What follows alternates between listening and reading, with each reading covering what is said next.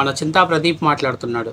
జగన్ ఎక్కడ అడుగు పెట్టిన జనం తండోపతండాలుగా అసలు జగన్ని చూడటానికి జనం ఎగబడిపోతున్నాడు. నిన్న రాయలసీమలో జగన్ క్రేజ్ చూసి తెలుగుదేశం పార్టీ శ్రేణులందరికీ కూడా చెమటలు బట్టి ఉంటాయి. జగన్ ఫాలోయింగ్ ఇక మామూలుగా లేదు. హైదరాబాదులో కూడా జగన్ని ఆ స్థాయిలో ఆరాధిస్తున్నారంటే ఒకసారి మీరు అర్థం చేసుకోండి. అభిమానం కలిగినటువంటి నాయకుడు ఈవీఎంలు లేదా ఎఫెక్ట్ తోటి ఓడిపోవచ్చేమో, కానీ ప్రజాక్షేత్రం అనేటువంటి దాంట్లో మాత్రం జగన్కి క్రేజ్ తగ్గలేదు అని చెప్పేసి మాట్లాడుతున్నాడు. అన్న చింతా ప్రదీప్, నువ్వు లండన్లో ఉండి ఎక్కడో విఎఫ్ఎక్స్ కెమెరాలలో జనాన్ని చూసి మాట్లాడుతున్నావు. గ్రౌండ్ రియాలిటీ చెప్తా వినండి. అసలు జగన్మోహన్ రెడ్డి జనాన్ని ఎలా సమీకరిస్తాడో రాష్ట్ర ప్రజలందరికీ కూడా తెలుసు.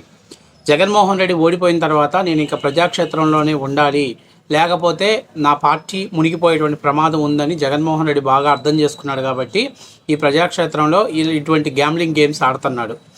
నీకు చాలా ముఖ్యమైన విషయం చెప్తాను. ఇదే రాప్తాడు నియోజకవర్గంలో 2024 ఎలక్షన్స్ ముందు జగన్మోహన్ రెడ్డి సిద్ధం సభ పెట్టాడు.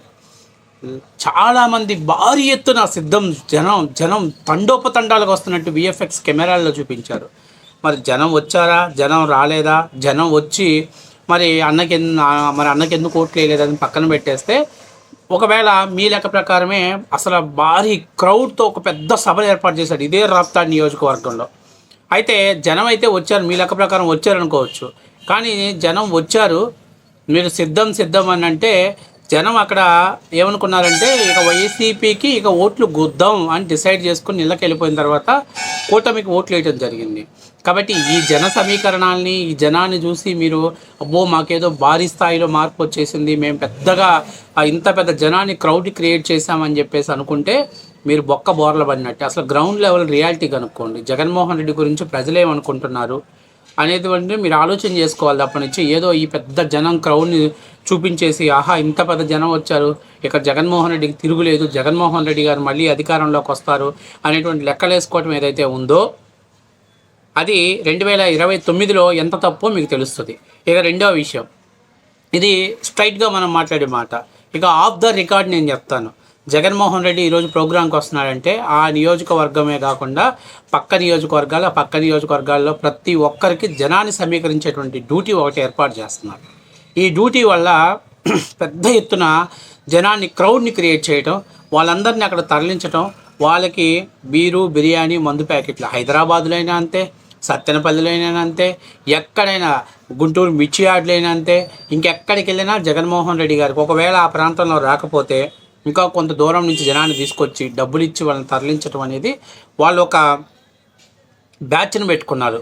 అక్కడికి వచ్చిన బ్యాచ్లో కొంతమంది ముఖ్యంగా జగన్మోహన్ రెడ్డిని చూసి జగన్ 2.0, జగన్ రప్పా 2029లో మీ అంతు చూస్తాం, ఈ ప్లకార్డులు పట్టుకునేటువంటి ఒక రప్పా బ్యాచ్ ఒక పక్క, ఇంకొక పక్క తాగి ఒంటి మీద స్పృహ లేకుండా అసలు ఏం చేస్తున్నామో తెలియనటువంటి ఒక మద్యం మత్తులో ఉన్నటువంటి వాళ్ళు ఒక పక్క, ఇంకొక పక్క వస్తా ఎట్లాగో వస్తున్నాం దారి ఖర్చులకి డబ్బులకి ఇచ్చాడు. ఇక వెళ్ళేటప్పుడు కూడా ఊరకెళ్ళటం ఎందుకని ఏదన్నా రైతుల ప్రోగ్రామ్ ఏమైనా జరుగుతుంటే మిర్చి టిక్కీలు ఎత్తపోయేవాళ్ళు, ఇంకా కూరగాయలు ఎత్తపోయేవాళ్ళు, లేకపోతే ఏదో తాగిన మొత్తులో రైతులు కష్టపడినటువంటి పొగాకుని ట్రాక్టర్ని లేకపోతే పొగాకుని తొక్కుతూ పోయేవాళ్ళు, లేకపోతే పండించినటువంటి బత్తాకాయలను లేకపోతే మామిడికాయలను రోడ్లు బస్ తొక్కించేటువంటి ఇది ఒక సైకో బ్యాచ్ ఇంకో పక్క. వీళ్ళందరినీ ఏందయ్యానంటే స్కెచ్ చేసి పగడ్బందీగా నడిపించి ఆహా జగన్మోహన్ రెడ్డి కోసం ఇంతమంది జనం వచ్చారా, జగన్ కోసం వీళ్ళు వచ్చారా అనేటువంటి దానిని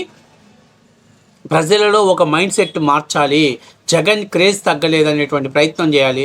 ఇక ఇదంతా వీడియో షూట్ వదిలిన తర్వాత మీరు పార్ట్లుగా కట్ చేసుకొని మీలాంటి వాడు వచ్చేసి ఇక బాత్రూంలో కూడా వెళ్ళి మొహం కూడా గడుక్కోకుండా వచ్చి వావ్ జగన్ క్రేజ్ చూసి మేము బిత్తరపోయాం, ఈ దెబ్బ జనాన్ని చూసి కూటమి నాయకులకు ప్యాంట్లు తడిసిపోయినాయి లేకపోతే చెమట్లు పట్టేసినాయి అనేటువంటి హెడ్లైన్స్ ఇచ్చేవాళ్ళు కొంతమంది. అయితే ఇది 2014 నుంచి 2019 వరకు జగన్ పాదయాత్రలో ఈ పొలిటికల్ స్టంట్ పనిచేసింది. కానీ ఇప్పుడు ప్రజలు ఎవరికైనా ఓటేస్తాం కానీ జగన్మోహన్ రెడ్డికి మాత్రం ఓటేయం.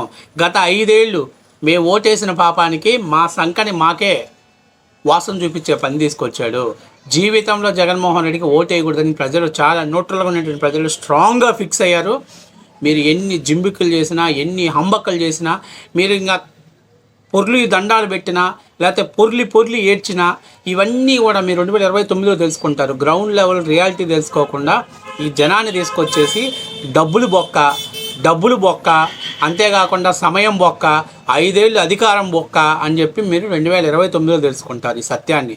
మీరు ఈ జనాల సమీకరణ గురించి మీరు మాట్లాడాల్సిన పనిలే. ఎక్కడెక్కడి నుంచి తీసుకొస్తున్నారు?